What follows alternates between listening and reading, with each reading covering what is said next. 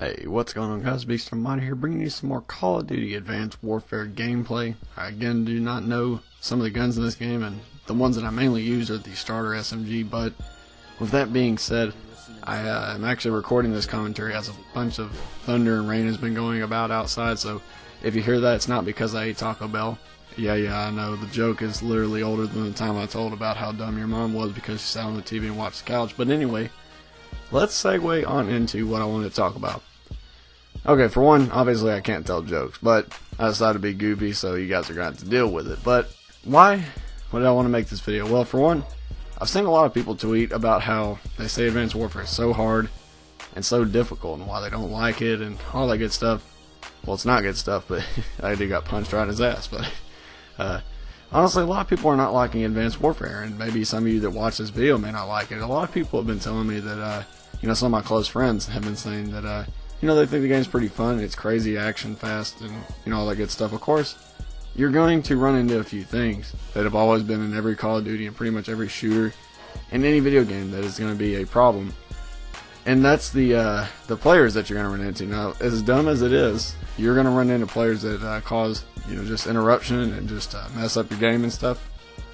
And again, that's the problem, though, is that's what a lot of people have an issue with, is because you run into players. You have to play against players that play multiplayer, obviously, so them being the main problem makes it a lot more difficult to avoid. So when you run into players who camp and do stuff like that would get annoying whenever you get killed by them, you're going to have to deal with that on a daily basis if you're going to play any shooter. That's just how it is going to have to happen. Honestly, it doesn't matter how much influence of movement you have in a game.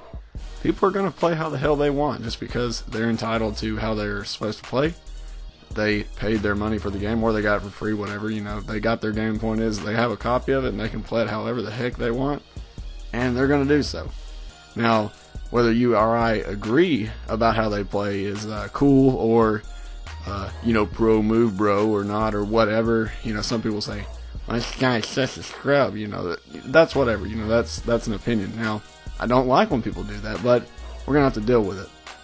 So I've come to the conclusion that getting frustrated over something like that, it's not worth it. Honestly, it's easier said than done. I still get frustrated when I get killed by people that do stupid stuff like that. Like, this game influences and encourages so much movement, but people are still not going to move. Mainly because this game is crazy, and a lot of the times you're going to get shot in your back or killed from behind or whatever, and it's just going to be hectic and crazy. And they're scared of dropping their stats, or they just don't like dying. I mean, a lot of people say, well, they linked it to stats, but there's a lot of games where they don't have stats for, players' view, but people still camp. I think, honestly, the reason people camp is because they just don't like dying. It's just a bad feeling. You feel like you're doing bad, and it's just a negative reinforcement. So a lot of people will therefore camp, so they feel like they do good, and it's a positive reinforcement on their brain. So therefore, that's why I think people camp. But with that out of the way, how I kind of avoid doing bad or not doing so good in multiplayer. And again, this is Day Zero Edition gameplay. I haven't actually played this game in like 3 days. Just been too busy with work, man. Just have a weird sleep schedule. I've already told you guys this, but I'll eventually get it straight.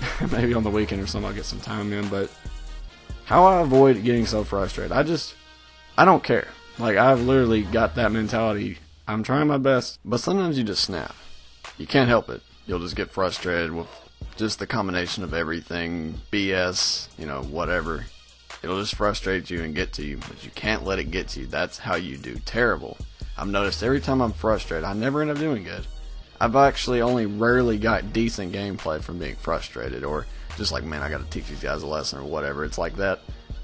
I don't do good usually, and I'm sure a lot of you don't either. I mean, think about it. Just kind of link it back to every time you get frustrated in a video game, or even Call of Duty more specifically, since it's more relevant.